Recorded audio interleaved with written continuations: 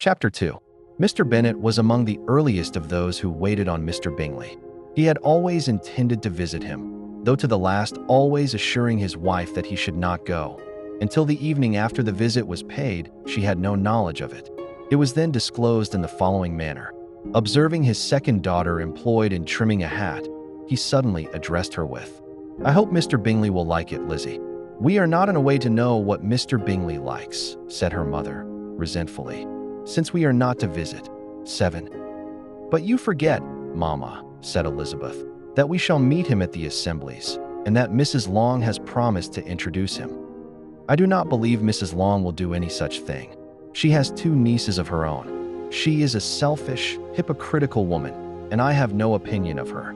"No more have I," said Mr. Bennet, "and I am glad to find that you do not depend on her serving you." Mrs. Bennet deigned not to make any reply, but, unable to contain herself, began scolding one of her daughters. "Don't keep coughing so, Kitty, for heaven's sake. Have a little compassion on my nerves. You tear them to pieces." "Kitty has no discretion in her coughs," said her father. "She times them ill." "I do not cough for my own amusement," replied Kitty, fretfully. "When is your next ball to be, Lizzie?" "Tomorrow fortnight." "Aye, so it is," cried her mother, "and Mrs. Long does not come back till the day before. So, it will be impossible for her to introduce him, for she will not know him herself." "Then, my dear, you may have the advantage of your friend, and introduce Mr. Bingley to her." "Impossible, Mr. Bennet, impossible, when I am not acquainted with him myself. How can you be so teasing?" "I honor your circumspection. A fortnight's acquaintance is certainly very little. One cannot know what a man really is by the end of a fortnight. But if we do not venture, somebody else will. And after all, Mrs. Long and her nieces must stand their chance. And, therefore, 8, as she will think it an act of kindness. If you decline the office, I will take it on myself." The girls stared at their father. Mrs. Bennet said only, "Nonsense, nonsense.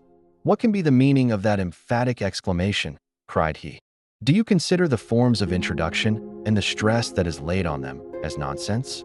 I cannot quite agree with you there. What say you, Mary?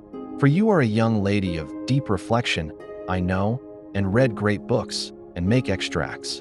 Mary wished to say something very sensible, but knew not how. While Mary is adjusting her ideas, he continued, "Let us return to Mr. Bingley." "I am sick of Mr. Bingley," cried his wife. "I am sorry to hear that. But why did you not tell me so before? If I had known as much this morning, I certainly would not have called on him. It is very unlucky, but as I have actually paid the visit, we cannot escape the acquaintance now." The astonishment of the ladies was just what he wished, that of Mrs. Bennet perhaps surpassing the rest. Though when the first tumult of joy was over, she began to declare that it was what she had expected all the while. "How good it was in you, my dear Mr. Bennet. But I knew I should persuade you at last. I was sure you loved your girls too well to neglect such an acquaintance. Well, how pleased I am. And it is such a good joke, too, that you should have gone this morning and never said a word about it till now." "Now, Kitty, you may cough as much as you choose," said Mr. Bennet. And as he spoke, he left the room, fatigued with the raptures of his wife. 9. "What an excellent father you have, girls," said she, when the door was shut.